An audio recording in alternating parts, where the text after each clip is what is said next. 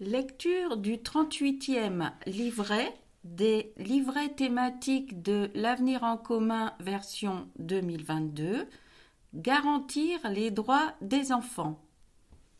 Ce livret a été rédigé par un groupe de travail du livret coordonné par Viviane Rush, sage-femme et militante des droits des enfants.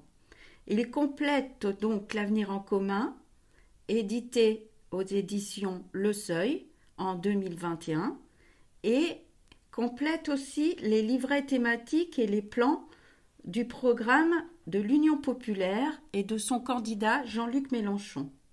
D'autres livrets thématiques détaillent des dimensions importantes de la vie des enfants et complètent nos propositions pour une enfance épanouie. Les livrets justice, logement, le plan du pouvoir d'achat. Je vous renvoie à tous ces livrets.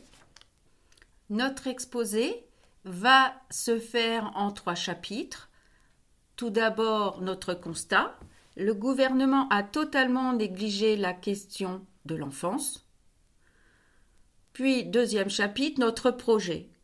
Garantir les droits des enfants et les protéger. Enfin, nos propositions pour un véritable service public de l'enfance.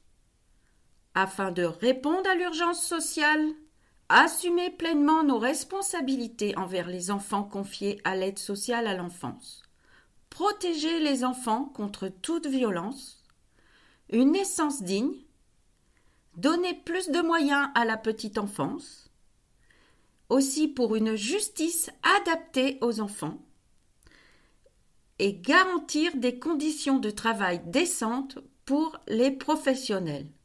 Et enfin, œuvrer à l'échelle internationale. Le projet de l'Union populaire peut se résumer en une formule: l'harmonie des êtres humains entre eux et avec la nature. Mais cette société solidaire et écologique ne pourra se bâtir qu'à condition que les futures générations grandissent dans de bonnes conditions, ce qu'empêche le néolibéralisme violent de nos dirigeants. Quand une usine ferme, parce que son actionnaire a décidé qu'elle n'était pas assez rentable, des familles se brisent. Et c'est tout un monde qui s'écroule pour les enfants. Quand une école rurale ferme, parce que le gouvernement préfère faire des économies en regroupant les établissements, ce sont les enfants qui paient le tribut, en temps de trajet et fatigue supplémentaire. Quand Emmanuel Macron veut orienter les enfants toujours plus tôt, il les plonge dans la concurrence sauvage, dès leur plus jeune âge. La violence de ce monde envers les enfants prépare la violence du monde de demain. Le contexte sanitaire est une incitation supplémentaire à agir vite pour l'enfance. La crise a mis en lumière les difficultés des familles, pauvreté, mal-logement, et les enfants en sortent rudement touchés. Excès d'écran, augmentation de la maltraitance, réduction de l'activité physique et de la socialisation, anxiété et perte de repères de stabilité de l'école. Il est plus que jamais temps de remettre l'enfance au cœur des politiques publiques pour eux et pour l'avenir du pays. Notre constat: le gouvernement a totalement négligé la question de l'enfance. En effet, l'urgence sociale n'épargne pas les enfants. Bien au contraire, en France, 1 enfant sur 5 vit sous le seuil de pauvreté, soit près de 3 millions en tout. En particulier, 41% des enfants de familles monoparentales sont en situation de pauvreté. Les mères qui élèvent seules leurs enfants, soit 8 familles monoparentales sur 10, sont elles aussi touchées de plein fouet.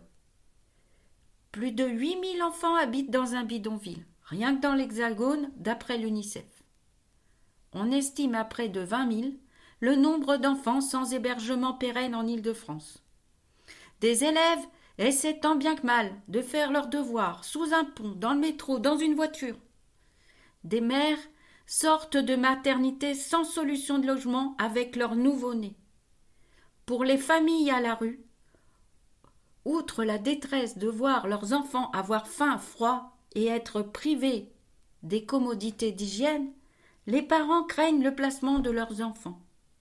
Quand il intervient, ce placement a un coût de revient, un coût supérieur à la prise en charge d'un loyer pour cette famille. Parmi les enfants à la rue, des jeunes fugueurs et fugueuses se retrouvent livrés à eux-mêmes. 48 156 mineurs ont quitté le domicile familial sur la seule année 2017. Une réforme de l'aide sociale à l'enfance, appelée ASE, éternelle oubliée, doit absolument être menée. Les professionnels consciencieux et consciencieuses s'épuisent face aux dysfonctionnements et aux sous-effectifs.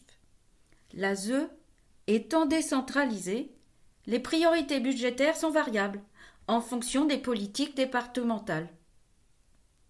Les représentants et représentantes des enfants placés alertent régulièrement sur la violence que peuvent y subir les enfants. Maltraitance institutionnelle, violence physique et sexuelle, absence de soutien, sortie sans toit à la majorité, etc.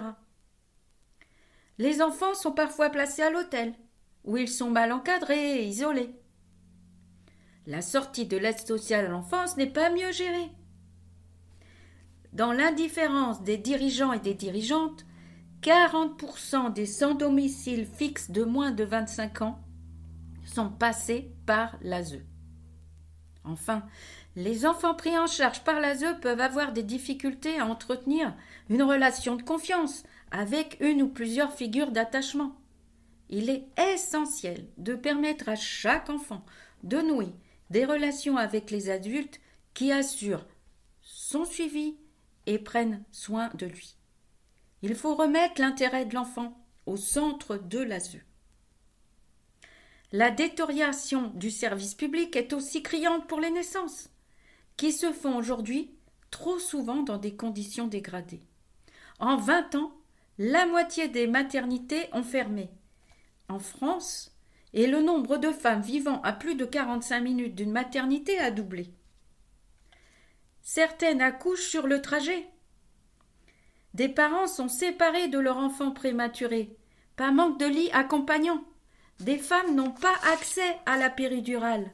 D'autres subissent des pressions pour l'accepter. Les injonctions sociétales culpabilisantes et les pressions dans le milieu professionnel se multiplient, etc. Depuis la fermeture de la maternité de Saint-Claude dans le Jura en 2018, par exemple, 12 femmes ont, par exemple, dû accoucher en bord de route. Le manque de personnel et les cadences infernales dégradent les conditions de travail et la prise en charge. Autre lacune du service public, la garde d'enfants. Obtenir une place en crèche est devenu un véritable parcours du combattant et les familles se retrouvent régulièrement sans solution satisfaisante. Macron n'a ouvert que la moitié des places de crèche prévues, 15 000 sur 30 000. Il a en parallèle affaibli le service public de la petite enfance en permettant aux crèches de déroger au taux d'encadrement réglementaire et en favorisant les micro-crèches, souvent privées, moins réglementées et souvent très onéreuses. Pourtant, le privé n'est pas du tout efficace, malgré le soutien public abondant. Non seulement il crée peu de places, mais il engrange des bénéfices faramineux, avec une rentabilité située entre 13 et 40%. Enfin, une politique ambitieuse de l'enfant doit s'attaquer aux violences dont ils sont victimes. La maltraitance est un fléau qui touche 10% des enfants. Les violences dites éducatives ordinaires doivent aussi être combattues. Les gestes pouvant amener un degré de douleur chez l'enfant et les humiliations dans le but de modifier le comportement d'un enfant sont tout aussi des violences qui ont des conséquences à court et long terme sur l'épanouissement de l'enfant. Les violences sexuelles sont extrêmement répandues. 1 personne sur 10 déclare avoir été victime d'inceste lorsqu'elle était enfant. C'est un sujet judiciaire, mais aussi de santé publique. Les conséquences sont en effet multiples: souffrance psychologique, addiction, pathologie organique. il est établi que 80% des victimes d'agressions sexuelles sont des mineurs et des mineures. Et parmi eux et elles, 20% ont moins de 5 ans.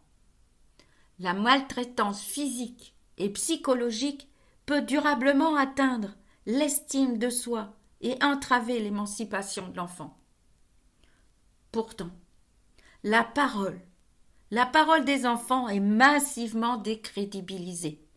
La commission indépendante sur l'inceste et les violences sexuelles faites aux enfants, la Civise, alerte sur le nombre des mères s'étant vu reprocher un prétendu entre guillemets syndrome d'aliénation parentale. Elles doivent alors confier leur enfant à leur père après dévoilement d'agressions sexuelles incestueuses. Ainsi, un enfant peut être obligé de fréquenter la personne qui l'accuse, au motif que les preuves sont souvent difficiles à mettre en évidence. Par ailleurs, l'enfant n'est pas toujours consulté quand un juge décide d'une chose aussi importante pour lui que son futur foyer. Enfin, les réseaux pédocriminels agissent et manipulent des sommes d'argent faramineuses. Face à eux, les moyens judiciaires sont insuffisants. Chapitre 2. Notre projet. Garantir les droits des enfants et les protéger. Les enfants ont des droits fondamentaux, des droits de se nourrir, droit à l'eau, droit à un logement décent.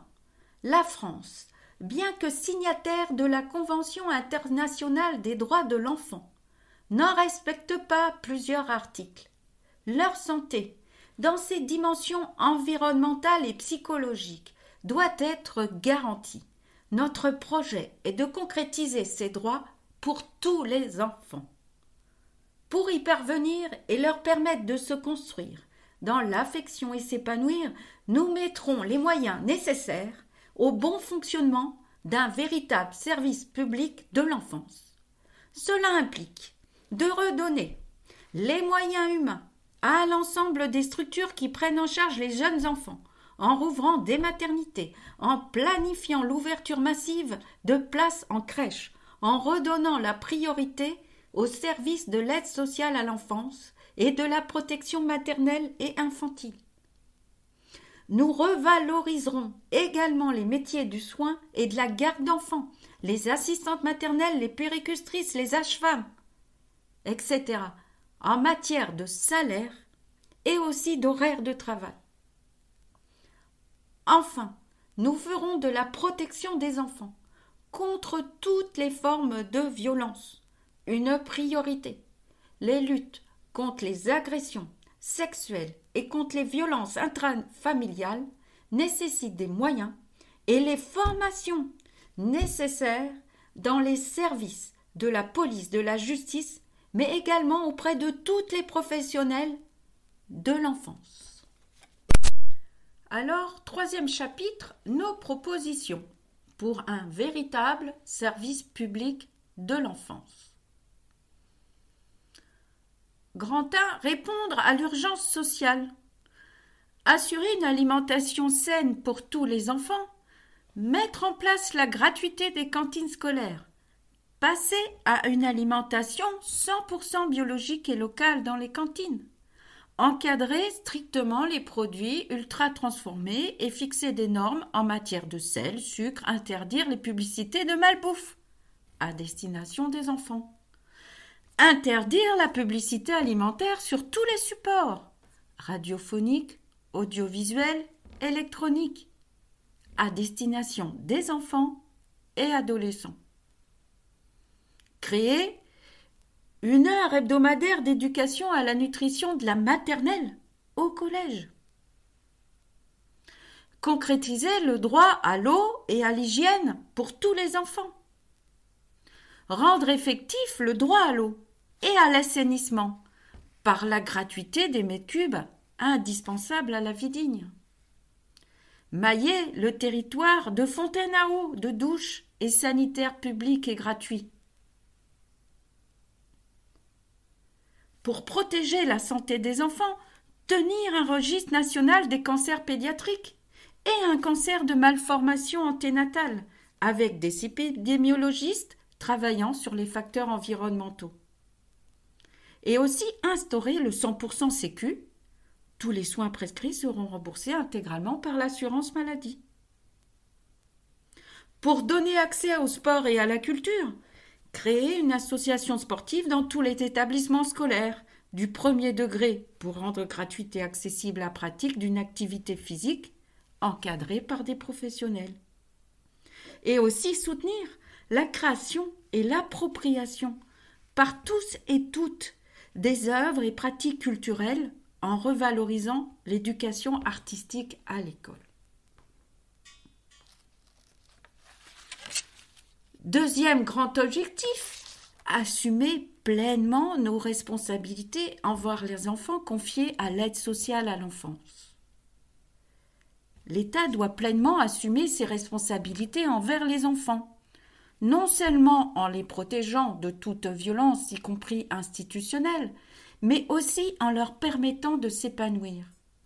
Ce ne sont pas des enfants placés, mais des enfants confiés à la République. Pour cela, recentraliser la protection de l'enfance au niveau de l'État. La décentralisation de l'aide sociale à l'enfance, dite ASE, au niveau des départements, conduit à des inégalités de prise en charge des enfants devenues inacceptables. Créer des résidences ASE avec appartements familiaux, en alternative au placement d'enfants quand il y a nécessité de prise en charge, mais que les liens familiaux sont de qualité. Interdire dès maintenant le placement à l'hôtel des enfants confiés à l'ASE. Débloquer des moyens pour construire des foyers supplémentaires qui permettent de séparer les enfants aussi par tranche d'âge. Préserver les fratries. Préserver les jeunes victimes d'agressions sexuelles. Assurer des accueils d'urgence ponctuels. Prendre en compte une dimension de soins psychiatriques. Réformer la protection de l'enfance pour que le bien-être de l'enfant et son lien avec une figure d'attachement positif soit prioritaire au placement. Faciliter l'adoption simple quand c'est dans l'intérêt de l'enfant. Créer une maison des adolescents et des adolescentes par département, y proposer accueil, hébergement, jusqu'à 5 jours, des fugueurs et des fugueuses, avec accompagnement et médiation familiale. Favoriser l'accès au sport et à la culture pour les jeunes confiés à l'ASE aussi. Rendre obligatoire la prise en charge par un contrat jeune majeur de tous les enfants issus de l'ASE et donner aux jeunes majeurs ou émancipés ayant été confiés à l'ASE le droit à être pris en charge par l'ASE jusqu'à l'âge de 25 ans révolu. Troisième grand chapitre. Protéger les enfants contre toute forme de violence. Le respect de l'intégrité physique des enfants est un droit fondamental à conquérir. Le premier espace de liberté de chaque être est son corps. Il est urgent de protéger les enfants en formant les professionnels, en leur donnant des moyens et en écoutant leur voix. Interdire les violentes dites éducatives et mettre en œuvre une campagne de sensibilisation massive et proposer des alternatives éducatives et du soutien à la parentalité. Former le personnel travaillant avec les enfants, éducation nationale, périscolaire, les professionnels de la petite enfance, de l'ASE, à ne pas recourir aux violences éducatives ordinaires. Créer une délégation parlementaire aux droits des enfants, chargée de défendre les droits des enfants, au sein du travail législatif. Engager un plan de rattrapage spécifique pour la protection de l'enfance dans les Outre-mer. Doter chaque collectivité de structures de protection de l'enfance et de protection maternelle infantile adaptées, recruter du personnel et le former aux problèmes locaux en Outre-mer. Les moyens judiciaires mis en œuvre pour lutter contre la pédocriminalité sont à renforcer urgemment pour permettre toutes les enquêtes nécessaires La prise en charge des victimes doit également être améliorée. Pour cela, créer un organisme interministériel dédié au pilotage de la lutte contre la pédocriminalité, à la coordination de la recherche et à la protection des victimes. Créer des groupes régionaux de gendarmes et policiers spécialisés dans la pédocriminalité, pourvus de moyens suffisants et d'accompagnement psychologique. Doublement des effectifs dédiés à la pédocriminalité, de l'Office central pour la répression des violences aux personnes et du Centre de lutte contre la criminalité numérique, le C3N. Lever le secret bancaire concernant les transactions financières de la pédopornographie, sanctionner les banques et les fournisseurs d'accès Internet comme complices des organisations cyber-pédocriminelles s'ils ne coopèrent pas. Inscrire au fichier judiciaire automatisé des auteurs d'infractions sexuelles ou violentes, le FIJAIS, tout délinquant sexuel condamné à une peine d'emprisonnement, quelle qu'elle soit, et quelle qu'en soit la durée. Prendre en charge totalement les soins adaptés pour les enfants victimes de violences sexuelles. La prévention est essentielle pour éviter que de telles souffrances ne soient infligées à des enfants. Sensibiliser les jeunes aux bons usages des écrans avec des principes de bonne hygiène entre guillemets numérique. Effectuer des actions de formation au respect de l'intégrité, respect du consentement et de prévention contre les stéréotypes de la pornographie auprès des jeunes. Renforcer le dispositif d'aide pour les adultes présentant un trouble d'attraction sexuelle par les enfants, abstinents mais craignant de passer à l'acte, qui ont souvent été victimes elles-mêmes d'agressions sexuelles dans leur enfance. Organiser des campagnes d'information grand public récurrentes visant les adultes sur l'interdit et l'inceste.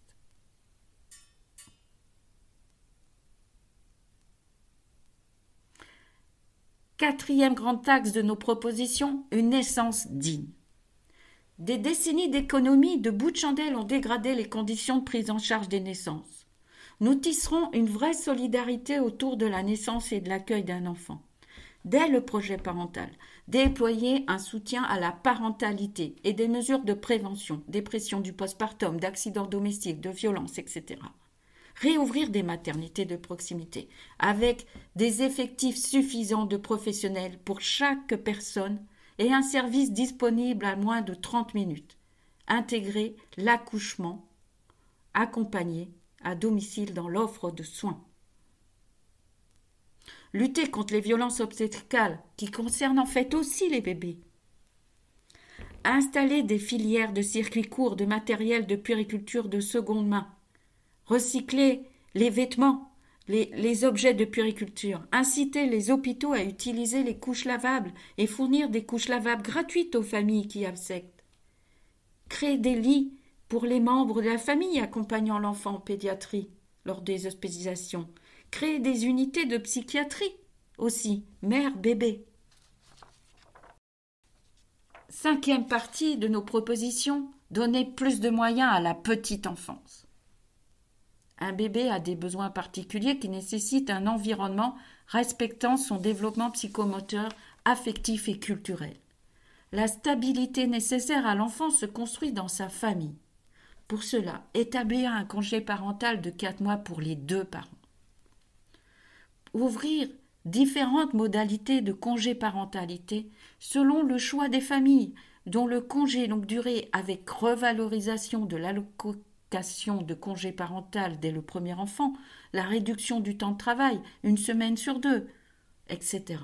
Favoriser l'acceptation des bébés dans l'espace public, table à langer, salon d'allaitement dans les établissements recevant beaucoup de public et aussi dans la vie professionnelle.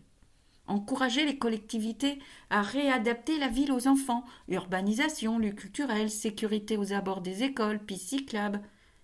Développer les lieux d'accueil par enfants avec un personnel diplômé.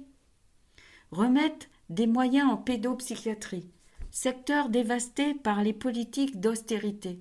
Ouvrir des centres médicaux psychopédagogiques datés de moyens suffisants. Rembourser les séances de psychomotricité et d'ergothérapie des enfants en situation de handicap, notamment les autistes. Il est urgent de faciliter la vie quotidienne des familles en matière de garde d'enfants en leur permettant d'avoir un vrai choix, non contraint par l'aspect budgétaire ou le manque de place en mode de garde, dans les crèches pour les assistantes maternelles, etc. Créer un service public de la petite enfance et 500 000 places en crèche sur 5 ans et en mode de garde adapté sur le quinquennat. Garantir la gratuité des crèches publiques. Renforcer le soutien aux assistantes maternelles, notamment par l'augmentation du nombre de relais petite enfance. Planifier la création de crèches publiques et d'entreprises en garantissant un accès à un espace extérieur contenant une vraie végétation, ouvrir des créneaux en horaires atypiques. Imposer un taux minimum de places en crèche par regroupement de communes de plus de 15 000 habitants et habitantes et augmenter les moyens matériels. Augmenter la capacité d'accueil des crèches hospitalières et des autres services publics. Abroger le décret Morano et l'ordonnance Taquet qui ont empiré les conditions d'accueil qui visent à marchandiser toujours plus la petite enfance. Préserver un professionnel et une professionnelle pour 5 enfants et un minimum de 7 mètres carrés par enfant pour son épanouissement. Enfin, nous devons soutenir davantage les familles endeuillées, prendre en charge financièrement les obsèques des enfants décédés, augmenter la durée du congé par deuil d'enfants, qu'ils soient mineurs ou majeurs, et verser automatiquement les indemnités et l'allocation forfaitaire, sans obliger les parents à déposer une demande. Reconnaître administrativement et diffuser le mot « parange » pour désigner les femmes et les hommes ayant perdu un enfant, qui n'ont même pas de terme désignant leur douleur. Le 6e chapitre de nos propositions pour une justice adoptée aux enfants, à rebours de la contre-réforme de la politique pénale des mineurs du ministre Dupond-Moretti, mise en œuvre à marche forcée et contre l'avis de l'ensemble des professionnels concernés, nous entendons réaffirmer les principes de l'ordonnance de 1945, la primauté des mesures éducatives contre le tout répressif, la spécialisation de la justice, l'excuse de minorité. Abroger le nouveau code de justice pénale des mineurs de Dupond-Moretti et créer un code de l'enfance unifié qui reprendra l'ensemble des dispositions civiles et pénales applicables aux mineurs. Une ou un mineur qui entre en conflit avec la loi est bien souvent un enfant en danger. Ce code visera à mettre en place une politique globale autour de la protection de l'enfance et de l'accompagnement éducatif et judiciaire des mineurs. La justice aux affaires familiales nécessite d'être mise en adéquation avec les besoins et les rythmes des familles, en particulier des enfants. Pour cela, former au développement de l'enfant les juges des affaires familiales, améliorer l'accueil des familles avec jeunes enfants dans les tribunaux de grande instance et d'instance, décloisonner la justice des enfants et la justice aux affaires familiales, afin qu'une enquête au sujet de violence puisse suspendre une décision de garde alternée, faire évoluer le droit de visite et d'hébergement, dit DVH, en instaurant une obligation parentale à exercer ce droit de visite, faire appliquer la loi sur le non-paiement de la contribution à l'éducation de l'enfant, créer une garantie universelle des pensions alimentaires, l'État récoltera et versera les sommes dues, remplacer le terme autorité parentale par responsabilité parentale. 7e chapitre de nos propositions, garantir des conditions de travail décentes pour les professionnels. Il faut mieux reconnaître ces métiers, historiquement féminisés, qui toujours ont été mal reconnus et mal payés. Les conditions de travail dégradées des professionnels ont des conséquences sur les enfants. Préserver une qualité de vie au travail est indispensable, afin d'éviter les départs de personnes formées, impliquées et bienveillantes. Pour cela, garantir à la protection maternelle et infantile les moyens humains et matériels de remplir toutes ces missions. Donner les moyens humains, matériels et de formation aux professionnels de la petite enfance et revaloriser leur rémunération. sortir les métiers du secteur de l'animation, de la précarité, augmenter les taux d'encadrement, faciliter l'accès aux brevets d'aptitude aux fonctions d'animateur, le BAFA. Recruter des travailleurs et des travailleuses sociaux et des psychologues dans les départements pour éviter le retard dans l'application des décisions de justice. Renforcer la formation continue des travailleurs et travailleuses sociaux et associer une revalorisation salariale, des possibilités d'évolution de carrière, un recrutement par passerelle aussi. Accompagner davantage les familles d'accueil par le biais de supervision, analyse de pratique, formation continue, thérapie familiale, etc. Recruter des assistants et des assistantes familiaux et élargir le profil des parents d'accueil. Tenir un fichier des familles d'accueil avec vérification des antécédents d'agrément dans d'autres départements. Créer un fonds national de garantie des salaires des assistants et assistantes maternelles financé par la CAF. Organiser une formation obligatoire de toutes les professionnelles et de tous les professionnels en contact avec les mineurs, y compris au sein de l'éducation nationale, sur les violences sexuelles, leurs conséquences, leur repérage, et sur les procédures de signalement, les procédures judiciaires, le dépistage de la maltraitance. Il faut aussi protéger les professionnels des lanceurs et des lanceuses d'alerte, des pressions, des mesures disciplinaires et aussi des procès pour diffamation. Le dernier chapitre de nos propositions consiste à œuvrer à l'échelle internationale. À l'échelle européenne, la coopération entre les pays au sein d'Europol est à renforcer en centralisant les disparitions de mineurs actuels et passés, notamment pour aider les adultes à la recherche de leurs parents, enfants volés du franquisme, enfants retirés à leur mère célibataire en Irlande, etc. En créant aussi des dispositifs de type plan d'alerte enlèvement, mais à l'échelle européenne. En France, il s'agira de protéger les enfants étrangers sur notre territoire et à l'échelle internationale. Faire respecter le droit des enfants, notamment interdire l'enfermement en centre de rétention administrative des mineurs. Supprimer la méthode des tests osseux pour déterminer l'âge des mineurs non accompagnés. Les MNA qu'on dit. Appliquer la présomption de minorité. Cela revient à respecter les articles 2 et 20 de la Convention internationale des droits de l'enfant, à savoir l'inconditionnalité de la protection de l'enfance. L'aide sociale à l'enfance doit mettre à l'abri l'ensemble des mineurs qui se présentent au département en attente de la décision finale du juge pour enfants. Augmenter le nombre d'unités pédagogiques pour élèves allophones arrivants, c'est-à-dire les unités UPE2A pour les jeunes de moins de 16 ans, et de missions de lutte contre le décrochage scolaire, les MLDS, pour les plus de 16 ans. Mettre en place un protectionnisme solidaire dans les échanges commerciaux, prohibant l'importation de biens produits et fabriqués par des enfants. C'est ainsi que la lecture du 38e livret de l'Avenir en commun, édition 2022, se termine. Nos propositions détaillées pour les mineurs non accompagnés se trouvent dans le livret thématique Migration. Les lectures des livrets Justice, Logement, Santé, Éducation et les plans 0 SDF, Pouvoir d'achat, vous sont conseillés. Tout est en ligne gratuitement sur mélenchon2022.fr/programme. Il existe une version braille du programme et des podcasts.